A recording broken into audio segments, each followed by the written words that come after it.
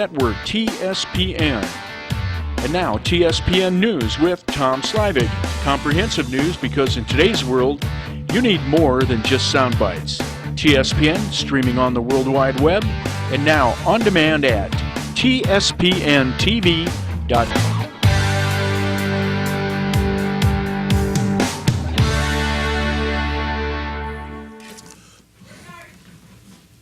Hi everyone, Tom Slavic, and welcome back, or welcome to this show.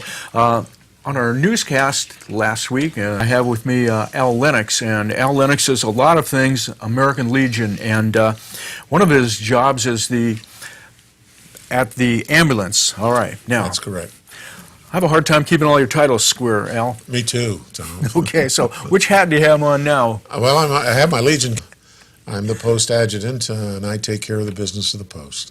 Okay. And it can be daunting. We're a 1,200 member post, and there's a lot of work associated with that many members, and also to the nonprofit status and all the paperwork and all the state requirements. So it does take some time and energy. Okay, well, I know that one thing that we have, and we're very lucky to have, and I've been taking advantage of it, I think, as soon as we moved up here, and that was the ambulance ride. And I'd like to get kind of the business out of the way first, and maybe then we can get into some, all of these are good stories, but Sure. tell us about the ambulance service. How did that get started? It was started a long time ago, because I know I have pictures of Mr. Vince Aguirre, Jimmy's father. Sure. Well, if you think 85 years ago, that's a long time. In 1920, the post was established in 1919. Okay. Right after World War I. In 1929, the post members were looking for a community service project, ambulance service. So they bought an ambulance, an old Studebaker, and they voluntarily staffed it. Well, at that time, it was if you were ill or sick or trauma or fell, they just put you in the back and took you to medical care. In the past 85 years, well, of course, it's evolved. And it was a volunteer organization up to and including World War II. Mm-hmm. Then after World War II, the demand got greater, the training requirements got greater, so it transformed into volunteers and paid professionals. And over the years, that volunteer segment has gone away, and now it's an entirely paid professional organization with about 80 employees. So. All right. So after World War II, did a lot of medical training, like from the service, is that the kind of volunteers that you have, or were they just from the community at large? Predominantly, no. What they got in training was done locally, okay. And it was passed on from group to group to group. It wasn't formalized. And then the federal government started formalizing healthcare. And as that formalization took more and more hold of America, more training was required. And then, of course, we participated in all of that, and it became more and more and more sophisticated. So now we have EMTs. Others. Fill us in. Bring me up to speed. I don't know everything here. We have EMTs, paramedics. Okay. We have a registered nurse. We have a physician medical director. And then we have 7 people at different levels of administration. We also, and we're very excited about that, we have just sent 4 of our senior paramedics back to Chicago for some intensive training, and they applied to be critical care transport paramedics. So the paramedicine is evolving as we go also, and more and more and more. We're being asked to do more. And so consequently, we need that type of training to meet the demands of the system. And in that way. Is that one of your jobs, or do you have an officer or someone involved with handling the training and putting the Sure. people through? And that's part of the administration. The Vice President, Ellen McNanny, day-to-day operations. And we also have Nicole Vasquez, and she is the frontline operations manager of the company. And then we have the support staff in the office. My job is predominantly one-third administrative oversight, one-third public relations, one-third strategic planning. Now, paramedic and in the field also. But as the company grew and as the demands got greater, well, I did less and less in the field and more and more and more in administration. So I'm absolutely out of the field and have been for 7, 8 years now, and it's just the time. Okay, so the ambulance starts after World War I. It gets more and more intensified and involved in the kind of Sure. trainings and Sure. its job and the professionalism that's expected. The government's a part of this. So it's starting to turn into a business with probably questions of liability involved and Sure. doing all the job right, qualifications. Sure. And so all this grows. How many ambulances do we, well, maybe we should, let's just incorporate in all of this, you're in Calaveras as well. So we're in Calaveras. How many ambulances do we have involved with the outfit? Well, we own 18 ambulances. Wow, We okay. own 2 QRVs, quick response vehicles, that are fully paramedic supplied. We call them full advanced life support response vehicles. And then we have a few auxiliary vehicles as well. We have ambulance stations. We have 5 ambulance stations in Calaveras, 5 ambulance stations in Amador County, and we run 24-hour cars and 12-hour cars and 8-hour cars.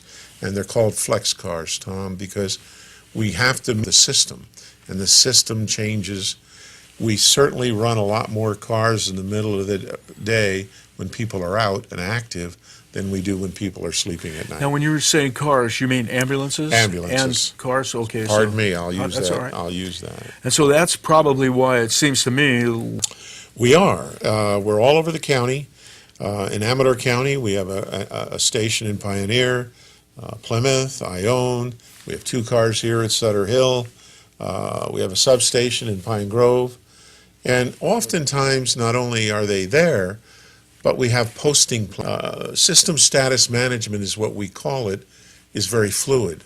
And if you see an ambulance with 2 people in it, driving from point A to point B, they're either returning to station or they're covering a zone that doesn't have coverage at that time because that car or that ambulance is called. So our ambulances are constantly moving based on the demand of the system. And that goes for both counties. They're Right. both doing the same thing. right. Now, approximately how, it would seem we're an awful large county, Calaveras is too, both Sure. rural. But what's a response time? Say if you're in the ups, or maybe here in Jackson or, Well, currently Amador County is gridded into 15 grids. And we have to have some kind of accountability. And so what we do is we grid those into population bases, into incorporated areas, and it's a performance-based contract. And we have to meet certain requirements.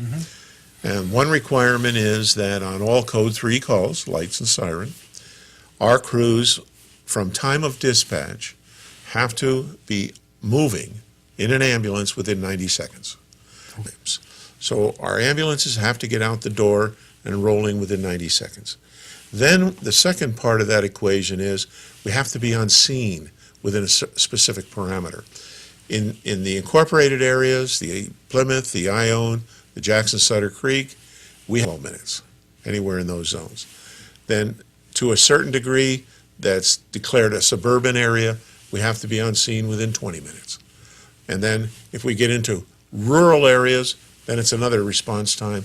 And then, of course, wilderness, like the National Forest, for example, that would be as okay. But to do that, you have ambulances on station correct. in Correct. areas so that they can make that time frame. That's correct. We need to meet the 90th percentile on that, and on all our and we do it because we have about 10 years of data Okay. that give us that information, where to post our You know- units at what time of You day. know, it occurred to me, you say, like this is, you have these requirements.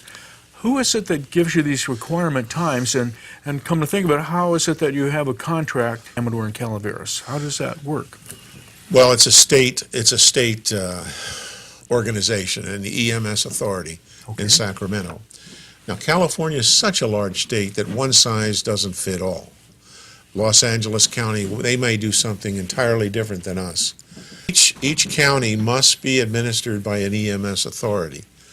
But in the smaller counties and more rural counties like we are, they grouped together, they formed regions. We are in the Modesto region. Okay. So we're in a 5-county catchment area. Catchment area has an EMS authority. And we negotiate the rules that need to happen for these particular counties. The EMS agency enforces those rules and then gives an annual report to the Board of Supervisors of both counties on are we meeting the demands of the systems. Coming to a break. It actually looks like we're right at break time, almost right on the second. So stay with us. We'll be right back with Al Lennox right here. You're watching Amador County's #1 news and sports leader, TSPN.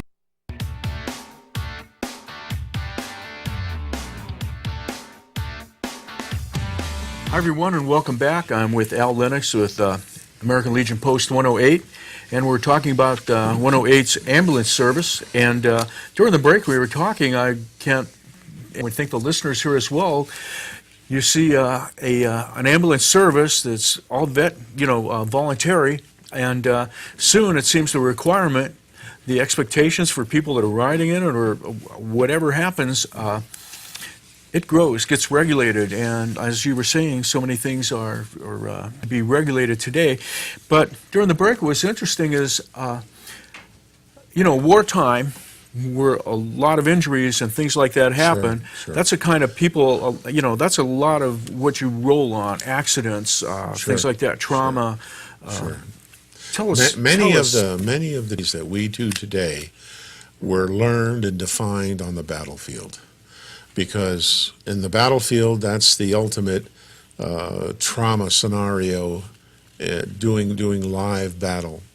The medics on the battlefield had to treat those soldiers. And they learned that some things worked, they learned that some things didn't work. And that transferred into the public sector. And much of what we learn about medicine, especially in the trauma, because these are young, healthy individuals predominantly, much of what we learned in that was that maybe this worked, but this didn't. So, again, it was transferred into the public sector. Then protocols were developed. If this happens, this is how you treat it. And then a standard of care was developed. And that standard of care changes all the time as more sophistication comes to the process. Let's give us an example that we were discussing a little bit, like a battlefield or in a car collision. You go into shock. You'll probably be in a shock. Sure. And that's probably the one of the main reasons for dying right there. That's correct. In the wars, they found that many people didn't die of the wound or the injury. They died from shock. And if they could stop the shock process, then all they had was the injury, or whatever the problem was. Right. So if we treat for shock, and we do that, we know how to treat for shock now. So if we stop the shock process, then we can hone in on the problem. Is it bleeding? Is it respiratory? Is it cardiac? Is it a blood distribution issue? Whatever the issue is, we can now target on that issue because we're treating for shock in the field, and people aren't dying from shock alone. I want to ask a question that occurred to me, but I'm sure it occurs to a lot of people. When there is an accident, this role, the EMTs, the ambulance, and paramedics, but also the fire department roles. Correct. Some people might wonder a lot of times, well, why is the fire department there? Well, why it not takes just you? You bet. It takes a lot of hands out there. There's scene safety. You have to make the scene safe so that no one else gets injured. We have a saying, let's are not part of the problem.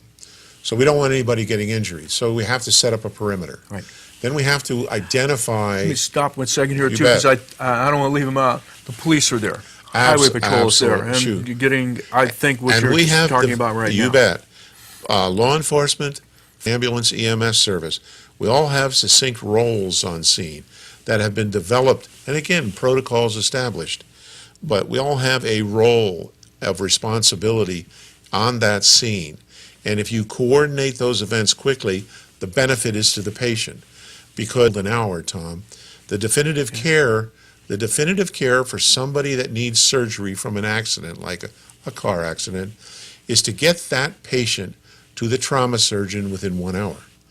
So the quickest way to do that is to have a coordinated scene, coordinated extrication, proper packaging, proper treatment on scene, and then get that patient going to that trauma center and to that definitive trauma surgeon. Okay. That's, if we can do that, and we like to say that on scene in trauma, we want to be ready, we want to be on scene supporting that patient in 10 minutes. Let me ask you a question now, because it comes to mind, if I kind of picture an accident in your own mind and that.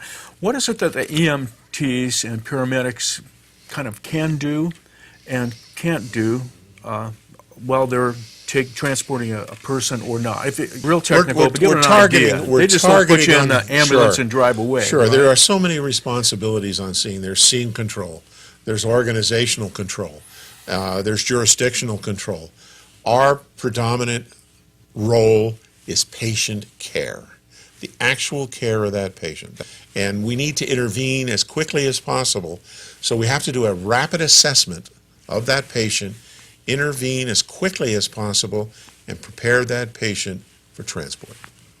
Then what we need to do is communicate with the right resources to get that patient where they need to go. That's why we use helicopters. Okay. That's why we sometimes transport one place or another. Because we need to make, after we do that assessment and start that treatment, we need to figure out who has the resources to help that Who's patient. working behind the scenes making these? The paramedic is doing that in the hospital emergency room. So the hospital is not on scene, but they're part and parcel to this process. Because the paramedic is talking either to the physician on duty or the MICN. Is that why quite a lot of times someone might just be airlifted right to Davis or something like that? That's correct. Without us at Amador. In those particular Hospital? cases, the paramedic has identified that this is a severely injured patient that needs to go immediately to a trauma surgeon. We convey that information to the hospital ER. We'll launch a helicopter. We'll get them on that helicopter. They'll talk to the receiving facility and start the process, so people are waiting at that facility for that trauma patient. Again, all trying to mitigate that golden hour. Okay. This really probably brings us to a good time to talk about the American Legion's ambulance ticket buy, and it's not that we're here for that. We want to find out all about it. Sure. But that's expensive, and if we just talked about it, you might wind up in a helicopter. Sure. And I think you've partnered up to We be able have. to do that. You can get just ambulance or Sure. expound on that. I don't know much about it, Al. Well, it goes back many, many years, 50 years plus. We are a subscription ambulance service. We sell a subscription, Okay. a ticket. And if you buy a ticket, and it's good for a year, it's good for you and your family, unlimited service. What that ticket provides you is we will bill your insurance, and we will accept that as full payment for services rendered. Oftentimes, there is a residual cost because the insurance company or amount, and different insurance plans pay all sorts of amounts. So let's use just a very easy number. Okay. If our bill was $1,000 and your insurance company paid $500 of that, you would owe us $500 if you had the ticket. Okay. And the reason why we do that is simply because many people can't afford that, but we don't want them not to be able to use our service. We want them to not worry. We want them to call 911 and not worry about a bill. Right, now there's an emergency, just call 911, worry about Absolutely. everything else later. Absolutely. Right. Absolutely. Take care of that.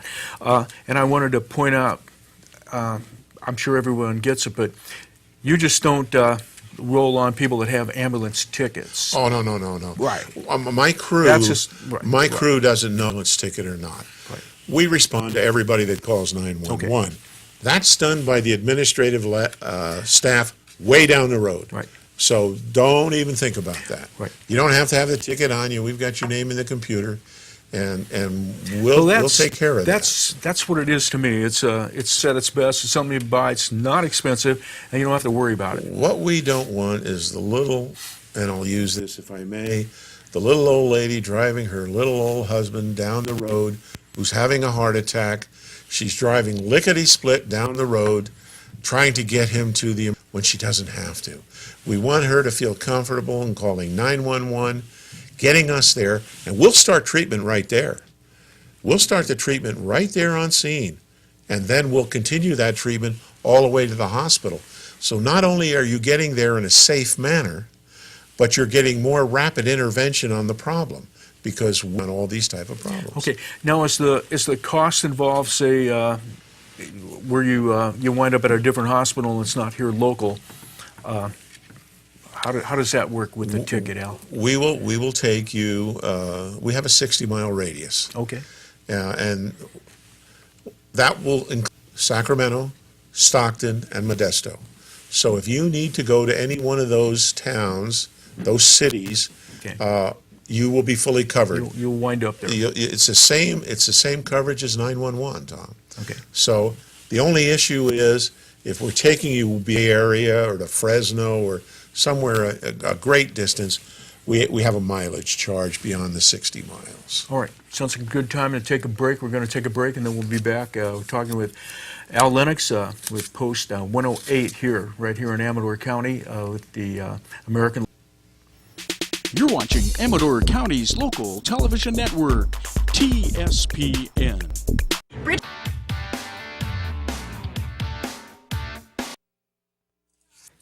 Hi, everyone, and welcome back. Tom Slavik with Al Lennox. We're having a nice conversation here, Al. You know, we were talking about what the ambulance company does, how important, also what was to me and others, I'm sure quite a few people, and as a member of the American Legion, it's easier maybe to know about it, although I know you advertise everywhere for the great deal. Tell us what one of those American Legion ambulance tickets costs a regular family, and then to kind of benefit a Legionnaire has. The ambulance ticket is $100 for a year. And that's the whole family? That's the whole family, unlimited service. And that's immediate family? That's immediate Okay. family. And we will handle all 911. We will take you to other facilities. We will bring you back from those facilities script. So it's full service.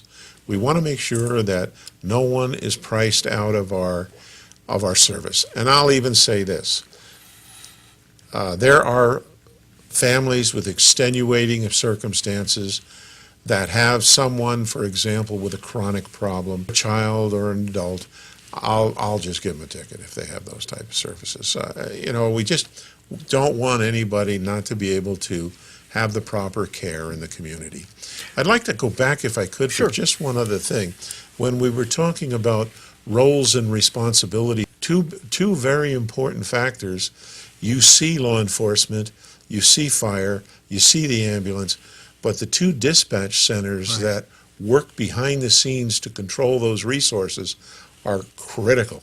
And that's the Sheriff's Dispatch Center and the hospital radio, TN, and physician handling the medical aspects of the case.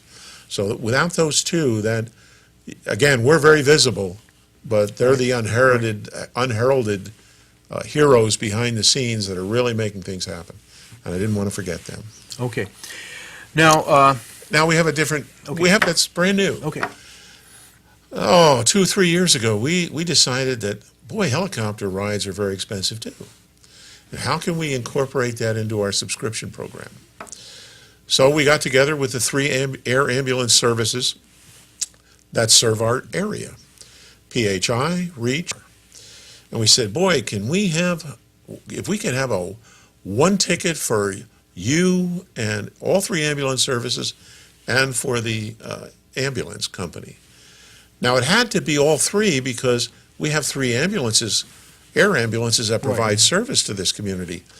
So we finally got all three to agree. They all went back to their corporate offices and got the okay and approval.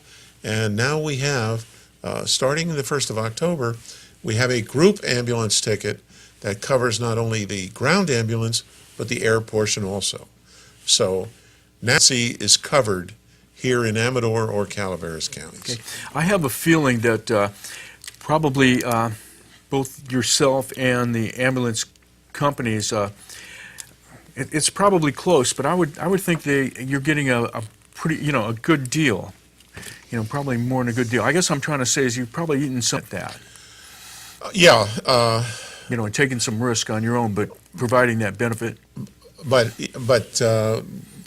that's not why we're in business, Tom. We're a nonprofit, Right. and these I these air understand. providers are also. Okay. We're here to provide a service to a community and make it affordable. Okay. And quite frankly, healthcare high. We know that. Right. And we're part of healthcare. We provide healthcare in the community, and so we have those costs. But as long as we're able to maintain our level of service, and my ambulance board says run a Cadillac service and make $1. And that's Okay. the goal. Okay. So that's what we try. When we project the revenue, when we project our expenses, it's to try to make a little more than $1 because a buffer helps. But Sure. But that's the goal. Okay. Now, one other thing, maybe just to clarify what it was that you said. If there's someone that might have a hardship, and you Sure. were speaking about, you would like to know that ahead of time? Or Well, at time? and they fill out a hardship form. We have a company hardship form. Okay. They fill out a hardship form, and if they tell me that they just really can't afford the ticket, it's too much, and they fill out the hardship form, and I look at it and I say, yeah, it is too much. I'll just waive that and give them the ticket. But the combined ticket is $190 a year for the entire family, unlimited service, and that starts at the day of purchase, and it's good for the year from the date of purchase. And the nice thing about the helicopter service is that these helicopters serve areas all over the country. So if you utilize that service in or Las Vegas or somewhere else, and that helicopter happened to respond, and you had their ambulance ticket from here, it would cover that too. Wow. I I didn't know that. Yes, very, very all-encompassing. Okay. All right.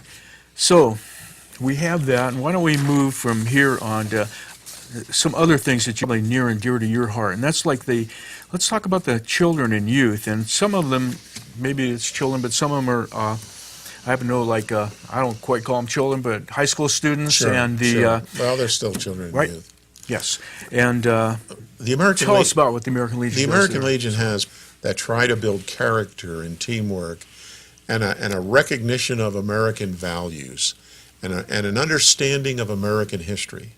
And those programs are well designed, been around for many years. And they address different age groups, and we have a history program schools. We have a flag etiquette program we can take to the schools. We have Boys State and Girls State. Right. We have scholarships for students that excel in certain areas, in certain programs that schools give. So, and of course, we're avid supporters of scouting, all levels of scouting: Boy Scouts, Girl Scouts, Cub Scouts, Brownies, Civil Air Patrol Scouts. So we're supportive of them, and we agree with those with the foundation that they build good Americans. They build, and it's very important to the American Legion. That's part of our mission statement, if you will. Okay. With youth and children as well, sports. Absolutely, very active in that's team building.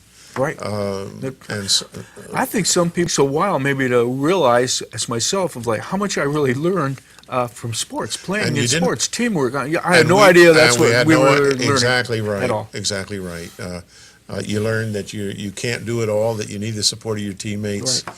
and that follows through in life.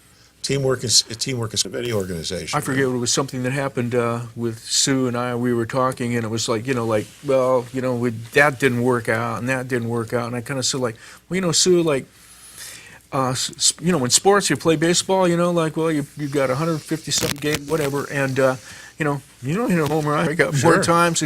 And so you get this, you start to take a different look at the world and behavior and how important some things are, put them into perspective, and things like that. Well, we learn more from our failures than we do from our successes, because we fail because we want to win. Right. We want to win, so we analyze our failures.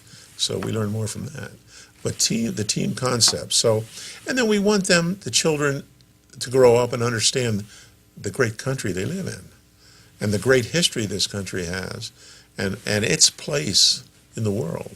We want them to know. So that's part of our strategy in our children and youth programs. Okay, and of course, going along with that, I knew you were going to be here, so I was thinking, like Veterans Administration, like veterans itself, right after the Declaration, and probably maybe before the Declaration, we had a minimum, we had we're right at the birth of the nation. Correct. And, taking casualties, losses, Absolutely. Very bleak. And, sometimes it still amazes me. What, 8 years? 8 years for the Revolutionary War and things like, and that. And there was the War of 1812. Continue on. I'm sure we have a Navy as well. Well, we have, and then we had the Civil War, which was a horrible time in our nation's history. Let's take just a moment to say, like 700,000, 750,000. The numbers have been, graded up. We have so many more books and data available that, going from more information, 500,000, 550,000 on up into, another 200,000. And when I hear of the battle deaths of taking, 35,000 casualties in a day. My head spins. Mine too. You can't hold it. Mine too. I can't hold it. I don't know how that continued. I really don't. And I look at that era in our history. But if it had to be waged, ended up with a unified nation, and we dealt with some issues in the country that needed to be dealt with, and so. Right. Whether the main purpose was to abolish slavery, right. After it was gone. Right, and that's what I was alluding to. Yes. So we dealt with some issues. We kept the nation unified, but it was a terrible time in our country's history. It created great men, great challenges. Bill Halsey, Admiral Halsey in World War II said, "There are no great men or women, great challenges in which men and women rise to the occasion." And some great folks, Abraham Lincoln, Ulysses S. Grant, Sherman, Robert E. Lee, some great human endeavors, and some great Americans. It's so true, and it seems to be in combat, and we're both ends of the spectrum are so displayed. The gallantry and the downside as well. We're going to take a break, then we'll be back. Stay with us right here on. You're watching Amador County's local television network, TSPN.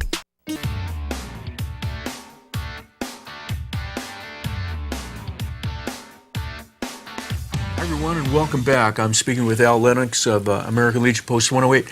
Al, we were talking a little bit about some of the wars, the military, Civil War, and we're not going to go on with that, but I was thinking of trying to bring it to a point. By the time we're here at the Civil War, we start to have groups and ceremonies that are starting to probably way before this, but on a larger scale of the men and our losses and the gallantry and things. Tell us a little bit about what you know. Well, we've always honored our dead. We've always done that.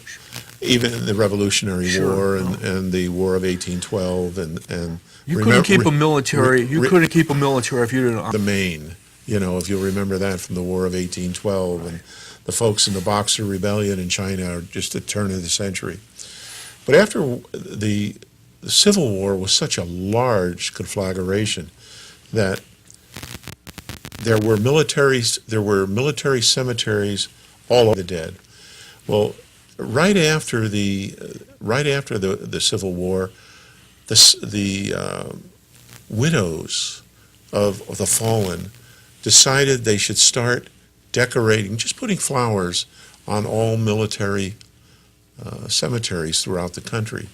And it just grew at a rapid pace, and it became unofficially Decoration Day, and then officially Decoration Day, and then so that was the first formal time that the dead were recognized in a mass like that, and it was the same day every year, and it was then it was put into was codified into a holiday, and that started, and then after World War II, President Eisenhower, War I, you're right, Woodrow Wilson started Armistice Day, and it was to honor the dead and also to commemorate the armistice of World War I, which was the 11th hour of the 11th day in the 11th year, or excuse me, 11th minute, 11th hour of the 11th day of the month.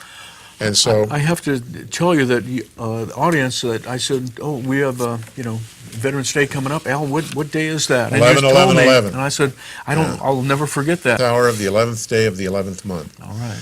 And then after the World War II, it was still Armistice Day.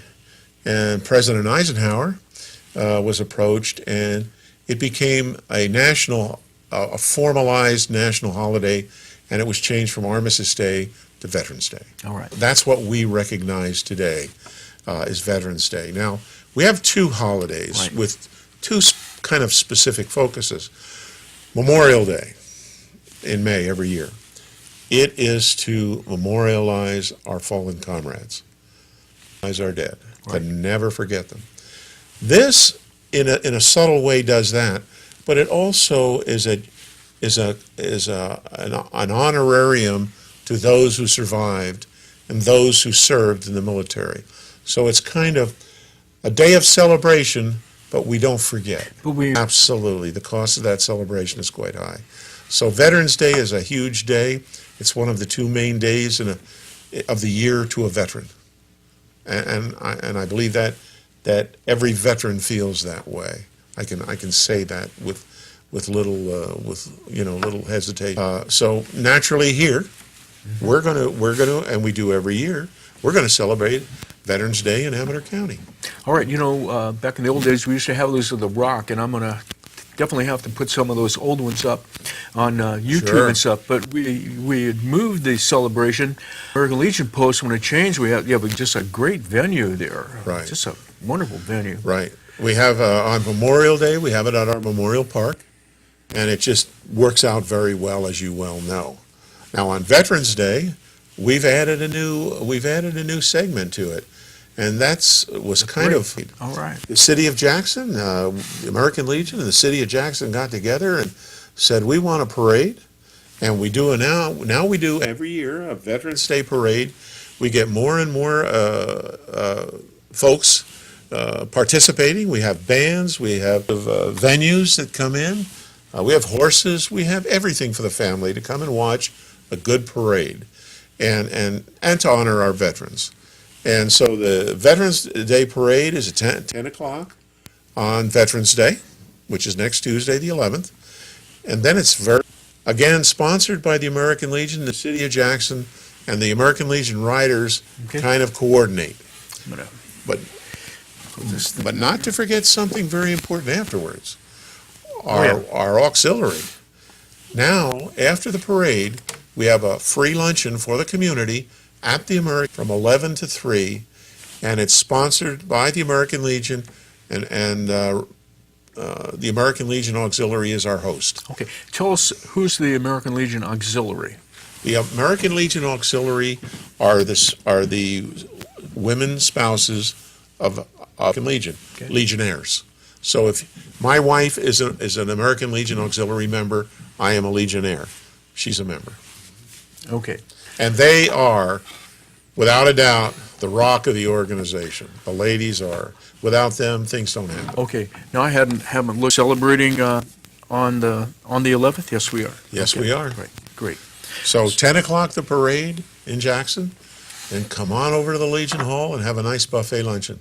Yeah, that's always, it's all great. And I have to tell people, I remember being in the service, and I was probably in the basic side of it or something like that, or maybe through tech school in the basic side. And our commander said, there's nothing builds, morale like a parade. And you go, yeah, boy, I don't want to get up and do all that.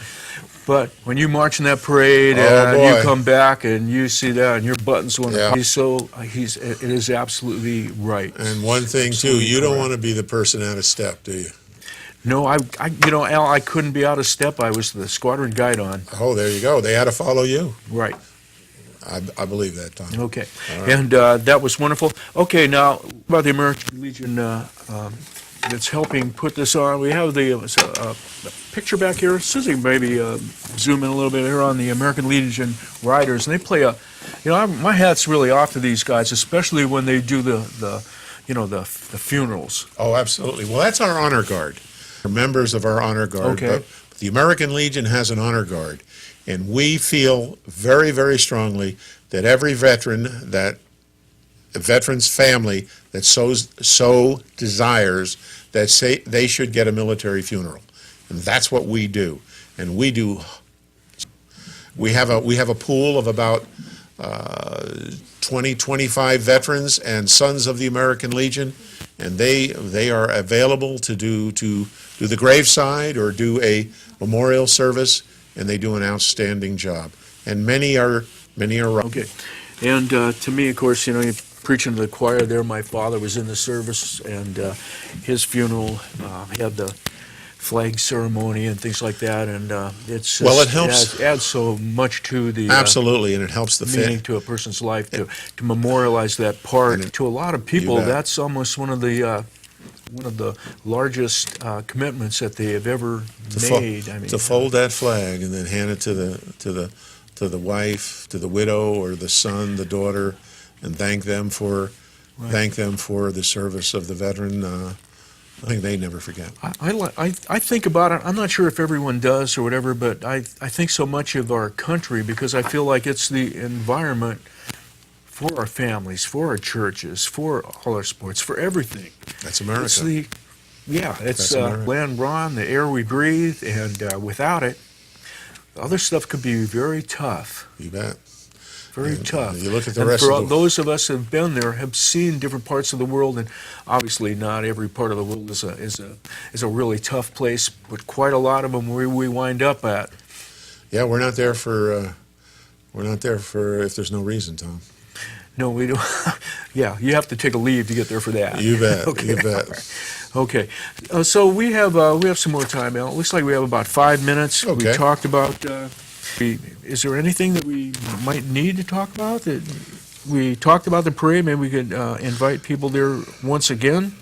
Again, that's Tell us about. that's Tuesday the 11th. The parade at 10, and the buffet luncheon at the American Legion Hall to follow directly after the parade. Okay, you think we're going to get a flyby? Who calls We that? have folks that have connections at Mather and some of the other local National Guard units, and if they're available, we sometimes can arrange it.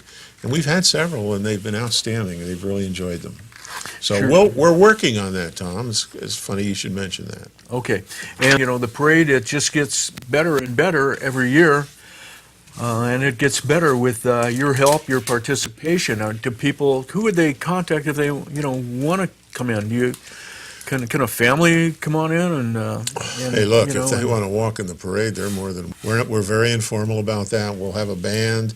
We'll have horse-drawn trailers with veterans on them. We'll have color guards. We'll have dignitaries, and just come on down, enjoy. That's the whole purpose. Come on down, enjoy the day. Have a nice lunch. Have a cocktail. Have a beer. Have a soda. Have a water, and just enjoy the day. But it's all about remembering, and it's all about honoring veterans. And it's our day of the year. It's a national holiday. Let's have it as a holiday here in Amador County. You know, and I bet you feel like me, and it was my honor to have served. Believe me, Sure. it was worth every moment of it. I And I want to thank you for your service as well, and all the veterans out there, and all the people that appreciate veterans and what what we've done. It's sometimes can be hard. A lot of times it's hard waking up early doing even just a regular job. we're young, huh? Yes, yeah. Military belongs to the young. Thank you very much for watching, and thanks once again, Al, for being Tom, here my with pleasure. us. Thank you All for right. having me. Okay, thank you. You're watching Amador County's #1 news and sports leader, TSPN.